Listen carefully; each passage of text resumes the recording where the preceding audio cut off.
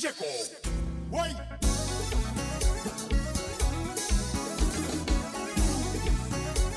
Put your hands up, everybody say. Sakataka. Il est compas. Petit vice, souvent imité, jamais égalé. Somebody say, all my ladies in the house, all my brothers in the house, put your hands in the air, like you just don't care. You can't copy my style, touch my flow. If you step up, we gon' blow, blow, blow. But you're just a child, an average Joe. I thought by now you know you can't touch this. Fanatic, baby. Put your hands up, say. Your nation station. This is the Mario. You're right, I like how this is going down. It's always a better choice. My one and only station. DBS Radio.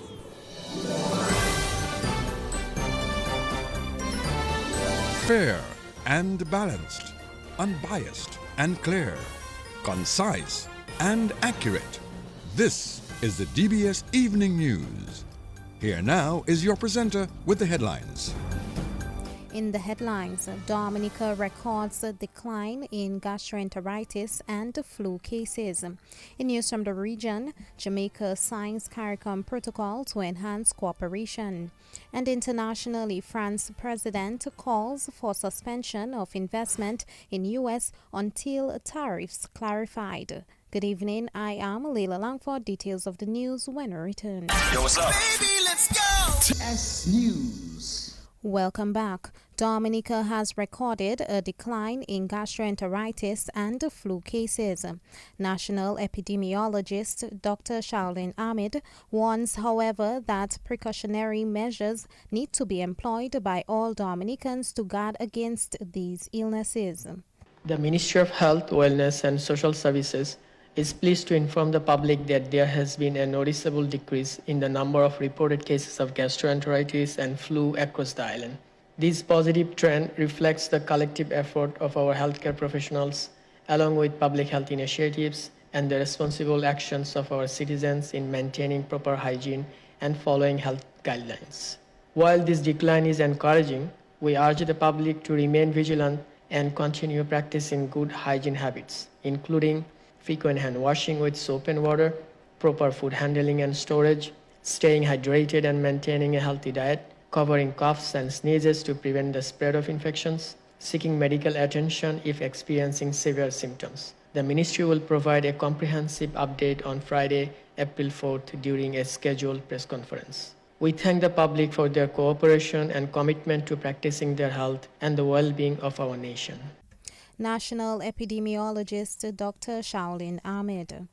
20 individuals now stand charged with unlawful assembly on March 19 after David Williams of Laplin appeared before the magistrate's court today. He was released on bail of $25,000. Ronaldo Luke reports. Williams, the fifth individual from the community of Laplin, charged with the said offense, appeared before Magistrate Michael Loader on Thursday. It is alleged that on March 19, 2025, at Victoria Street in Roseau, the accused unlawfully, riotously, and tumultuously assembled to the disturbance of the public, contrary to the provision of Section 4 of Chapter Number 1002 of the Riot Act of the Consolidated Laws of Dominica of 2017. Williams was not required to enter a plea, as the matter is an indictable offense, expected to be tried at the High Court. During the hearing, Police Prosecutor Inspector Simon Edwards raised no objection to bail and did not propose any bail conditions. Consequently, Attorney Ronald Charles, who represented the accused man, presented Nicholas Esprit as a proposed surety. Following an assessment by the court, Esprit was deemed a fit and proper person to stand bail for Williams. Bail was granted in the sum of $25,000 with no conditions attached. The matter was adjourned to August 21, 2025 for the commencement of the preliminary inquiry. Ronaldo Luke reporting for DBS News. Our thanks to Ronaldo Luke for that report. The $500,000 new Soufriere preschool will be renamed in honor of the late Dominique Machad, one of the owners of Colibri Ridge.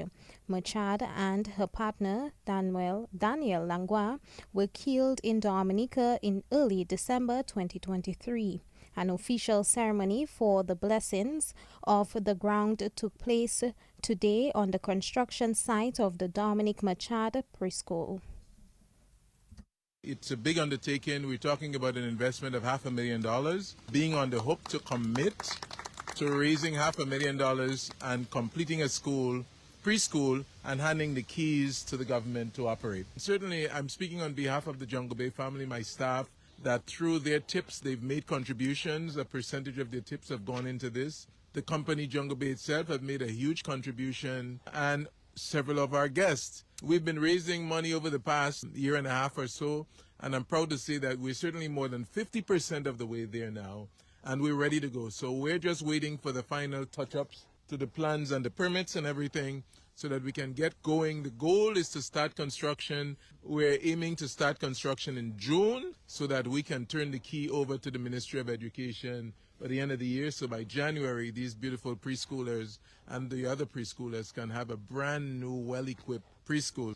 I remember Dominique so well. You know, she was kind of quiet, but when you got to know her, she really got comfortable with you, and we were very comfortable friends. And Dominique would say, Sam, you know, I love the island so much. I don't know, my mother must have known that this was the island for me, so she named me Dominique for Dominica. Dominique loved Dominica. Her life was there. Daniel and Dominique wanted the best for Dominicans. So it's only fitting that we have this wonderful school that's going to be named after Dominique Marchand, and she will forever be next to her partner, and she will forever be in Soufriere, Dominica. Proprietor of Jungle Bay Resorts and Spa, Sam Raphael. Meantime, the Soufriere Primary School will be renamed the Daniel Langlois Primary School. A top agriculture official says a medicinal cannabis industry for Dominica will push the country's goal of producing $700 million from agriculture by 2030. Ryan Ansem, Permanent Secretary in the Ministry of Agriculture, says the medicinal cannabis industry will transform the agriculture sector. Dominica launched the National Cannabis Advisory Committee on Wednesday.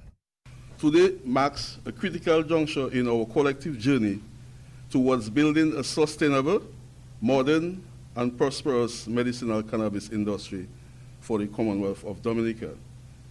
The potential of this industry is great, and its development requires us to unite in purpose, vision, and action.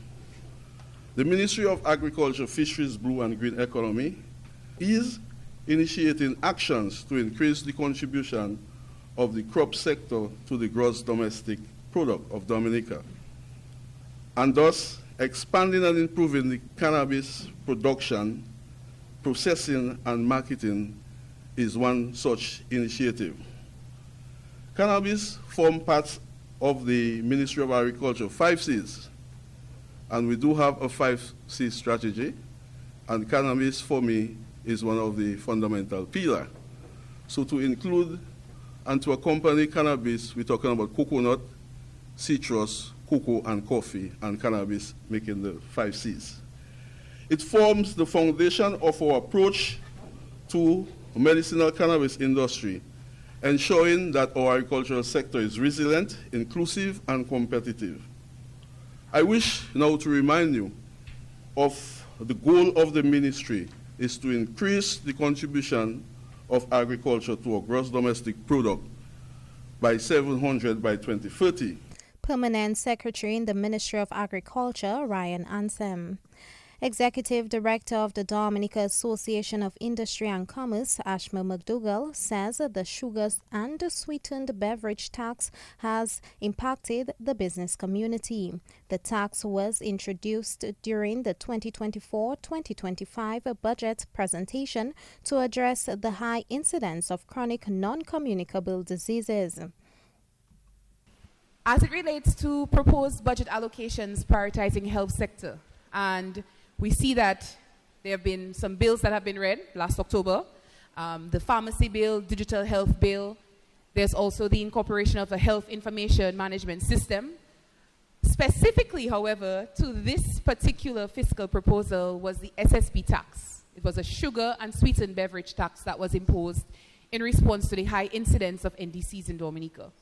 And this is one that even the manufacturers acknowledge, right? We recognize that it is a key concern, obviously, for our population. A healthy population translates to a productive population. However, with regard to the tax, we recognize that it has been impactful. And we wish to ensure that we can present outsides in regards to how this could be potentially addressed. There have been significant cost implications from a supplier perspective, but also we listen to our consumers, and the consumers are also saying that there are significant increases on the cost side. Executive Director of the DAIC, Ashmel McDougall. Minister of State in the Ministry for Labour and Small Business Development, Darren Pinard, says government's policies have impacted positively on the small business sector. His statement came during the inaugural post-budget luncheon of the DAIC at Goodwill Parish Hall on Wednesday. For example, we have the fiscal license, the fiscal incentive license. Currently, that allows a qualifying business to get duty-free for 6 months. We have gotten feedback from businesses suggesting that it might be necessary for us to lengthen the term of the fiscal incentive license. By the time they do go through the process of getting it, then the 6 months is almost expired and so on. So we get invaluable feedback from them, and that in itself will shape and adjust policies as we move forward. We have the digital transformation project going on, where we have a serious undertaking to help digitalize small businesses. So businesses qualify for a grant where you can be able to move your operations towards more of a modern digitalized method. So manual things will be automated and so on, and that will help. Speaking about financing, the government 2 years ago placed $2.7 million at the aid bank that will be able to on-lend to small businesses at very concessionary rate, 3%. And that is just the latest one. The government has continued to provide funding to small businesses, either directly for grants, which is an ongoing process, or through concessionary loans placed at various financial institutions. This loan has been very well received. The last report I have suggests that over $25.5 million of the $27.5 million has already been taken in, so there was just about $2 million left. So the small business community has been very much attracted to that facility. Minister of State in the Ministry of Labour and Small Business Development, Darren Pinard. On the feature segment of the DBS Evening News, we hear the story of an ordinary Dominican who has impacted Dominica in one way or the other. Christy Richards Graham was a teacher at St. Luke's Primary for 42 years. Christy Richards Graham is our feature on the DBS Evening News. Well, for me, teaching just came naturally. It's what I always wanted to do. You know, some people fall into a job because they're looking for a salary. For me, it was what I wanted to do, and I was part of the school's first, almost what we have like the NEP program. I was paid by the school per hour. When I started, I was under the mentorship of Sister Elodie, and for me, it just cemented that this is what I want to do. Some of my first students in that class with Sister Elodie were Mr. Ian Pinard, Mr. De Gallery, who is now principal at the Sophia Primary. So these were my first students, and it just cemented this is what I want to do, and I dove into it. 42 years later, this is where I'm at. Well, as a teacher, you want to see your children do well. And sometimes we think doing well is getting a scholarship. That's not what it was for me. Doing well for me for a child is taking that child, whether it is because they're missing a little bit of love, they're missing some attention, they need just that basic care, just to give them a positive image of themselves. That for me cemented it. And of course, if they did well academically, that's the icing on the cake, you know, but to see your children grow from a child who didn't know something, who wasn't sure, who had no confidence, and then they can stand up and face a crowd. They can act, they can sing, they can dance, they can do mathematics, they can do whatever it is. That, as the teacher, is what you're looking for. What's your own view of the profession as it is today in Dominica? Well, personally, I think teachers are not recognized for the role that we play. There is nothing you do in life that didn't have the influence of a teacher. And like if somebody gave me a gift that says, the influence of a great teacher can never be erased. The influence of any teacher cannot be erased. So we're hoping that all teachers would be great. But to me, we're not getting that kind of recognition from parents, even from students themselves, and more so from the powers that be. I think it's not just about finance.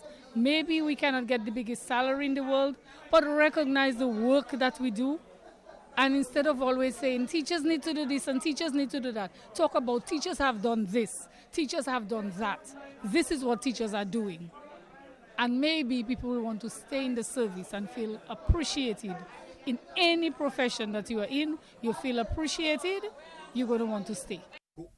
Richie.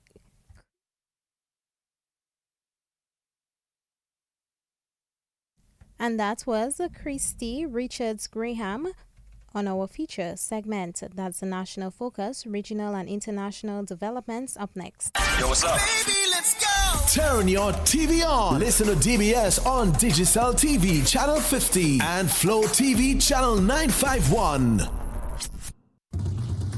DBS News. In news from the region, the government of Jamaica has signed a key CARICOM agreement that will allow groups of member states to move ahead with deeper regional cooperation and integration. Senator Kamina Johnson-Smith, Jamaica's Minister of Foreign Affairs and Foreign Trade, signed the protocol to amend the revised Treaty of Chaguaramas, establishing the Caribbean Community, including the CARICOM Single Market and Economy, to allow enhanced cooperation among member states and to address related issues. The protocol amends the revised treaty and replaces Article 50, clearing the way for groups of at least 3 CARICOM members to implement initiatives together without needing all member states to sign on. And internationally, French President Emmanuel Macron has called for a suspension of investment in the United States until U.S. President Donald Trump's new tariffs against Europe and the rest of the world were clarified. His comments followed President Trump's imposing sweeping new levies on U.S. trading partners, including a 20% tariff on imports from the European Union. Macron predicted Americans will be weaker and poorer after Trump's tariff announcement, which he described as brutal and unfounded, and which would have a massive impact on the European economy. And that's news, the DBS Evening Sports Report. Up next. Covering the nation and beyond, DBS Sports Report.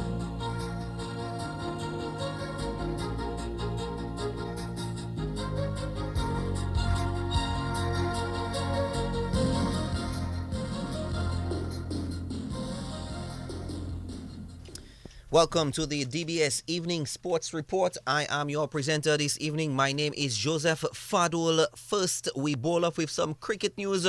The Windward Island Volcanoes are fighting back in their 4-day regional match with Barbados. The Windwards are on 203 for 4 in their second innings.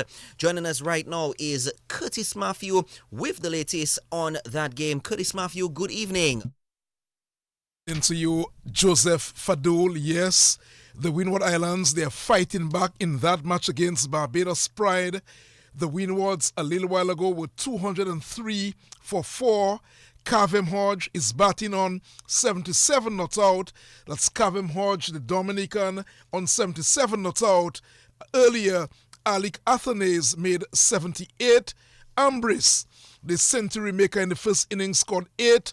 And Descartes, he was batting on 20 not out. So the Windward Island Volcanoes, 203 for 4.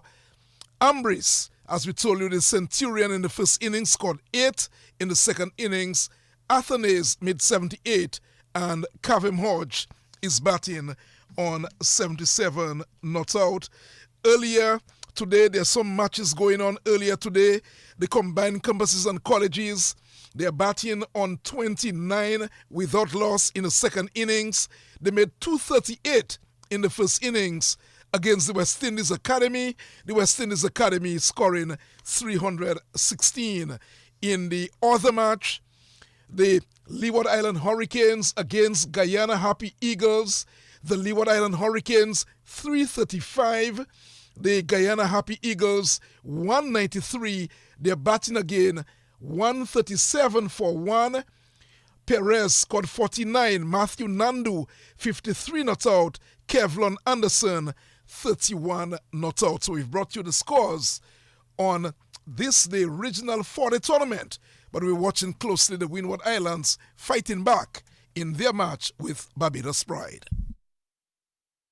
Thank you very much, Curtis Matthew, for that report. And of course, I'm sure anything that happens between now and the end of the Sportscast tonight, I'm pretty sure Mr. Matthew will rejoin us to give us any updates. Let's now bring you some sports news. This time we cross over to some primary schools football. And of course, this coming in from our sports editor, just coming in, the Dubla, Qualiho Primaries combined and the Monjon Primary Schools are through to the finals of the development division of the National Bank of Dominica Sports Division Primary Schools football competition. Well, in their semi-final match today at the Windsor Park Stadium, Dubla Qualiho Primaries combined defeated the Grand Fork Primary School 6-4. Elic Philogen scored 4 goals. Nasri Esprit and Jadel John Baptist also scored 1 each for Dubla Qualiho Primaries combined. Taj George got a hat-trick for Grand Fork and Malik Jean-Jacques scored the other goal. In the second semi-final, Monjon Primary defeated Wesley Primary 5-0. Shokwan Daru got a brace with D. Pascal and Murphy Polidor and Brandon Uzeb scoring 1 goal each for Monjon.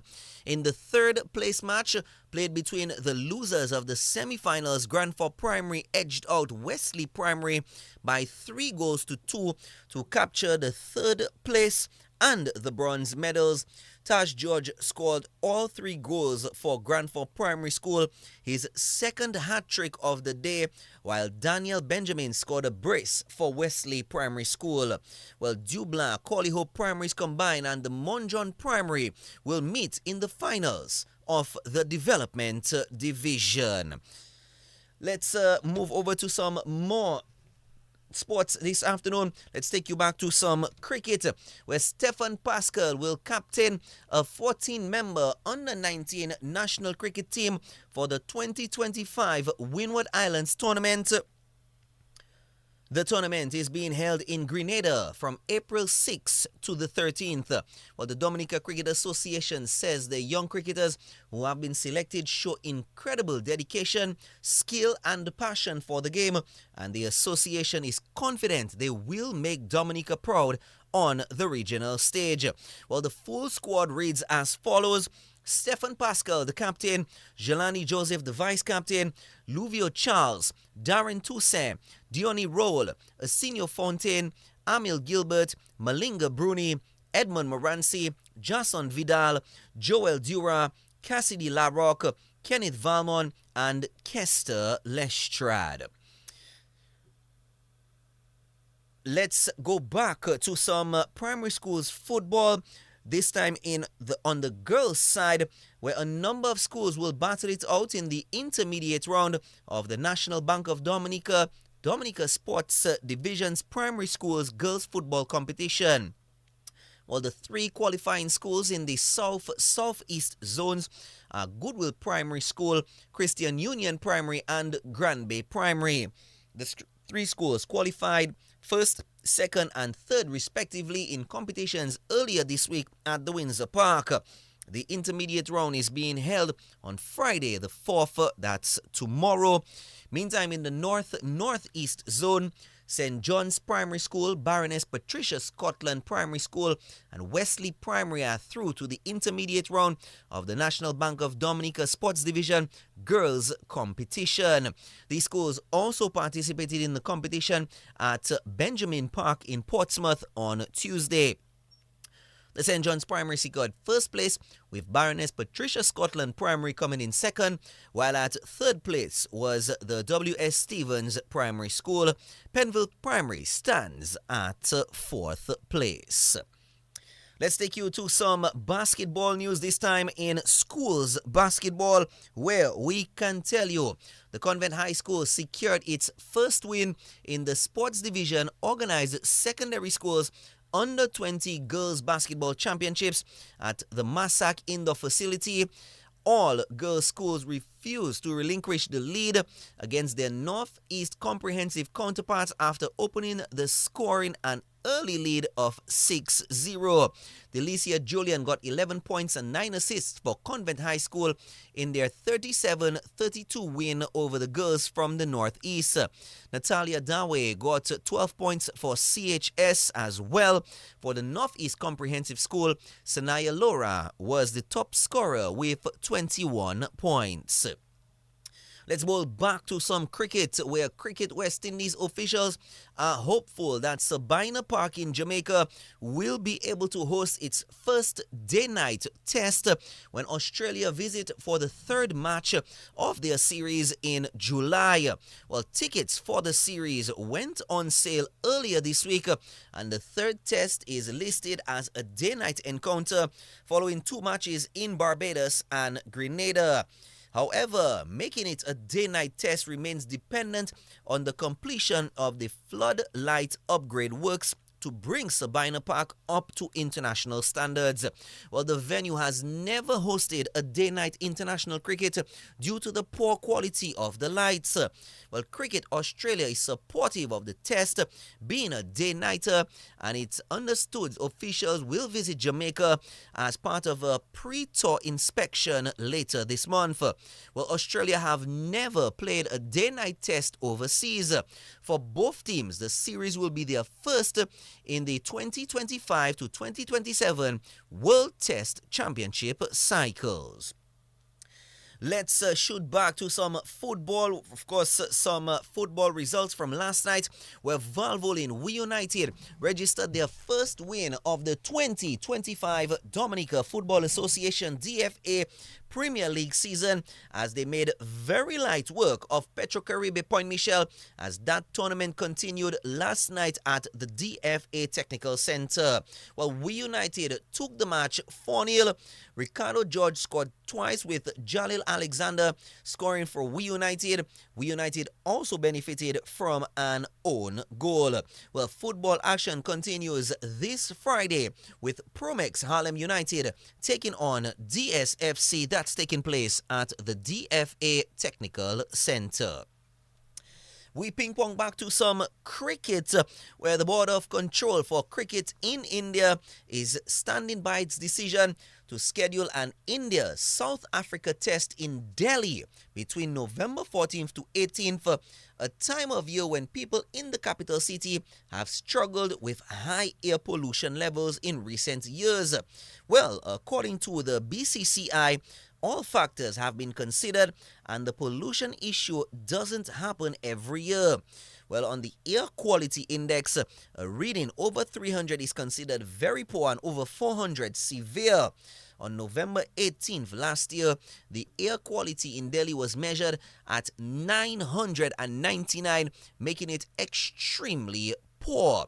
It resulted in lockdown-like conditions, with people being advised to leave home only in cases of emergencies. Schools were shut down and outdoor activities barred even when they reopened. Well, in recent years, poor air quality in Delhi has impacted cricket matches. The men's international season at home begins with India hosting the West Indies for 2 tests in Ahmedabad from October 2 to 6 in Kolkata, from the 10th of October to the 14th. The home series against South Africa begins with the first test in Delhi from November 14th to the 18th.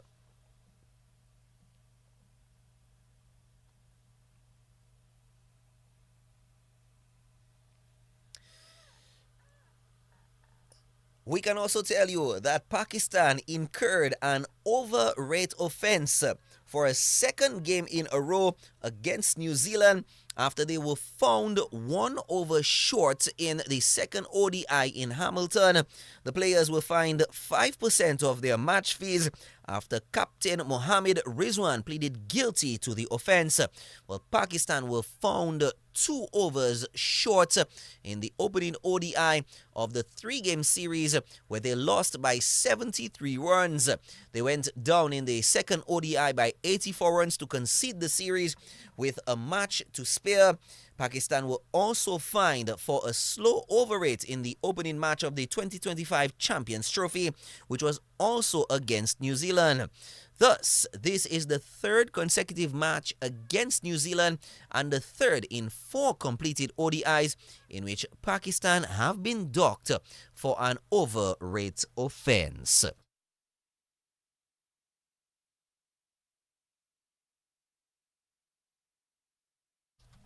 We've come to the end of this evening's edition of the DBS Radio Sports Report. Thank you very much for joining us.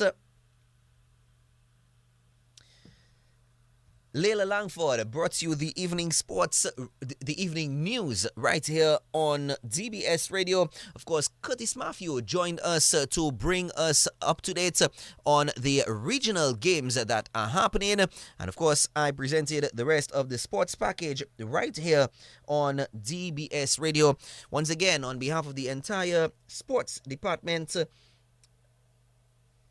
Leila Langford, who brought you the news. My name is Joseph Fadul, who brought you the sports. The next package will be tomorrow morning from 7 a.m. for the news and 7:20 for the evening sport.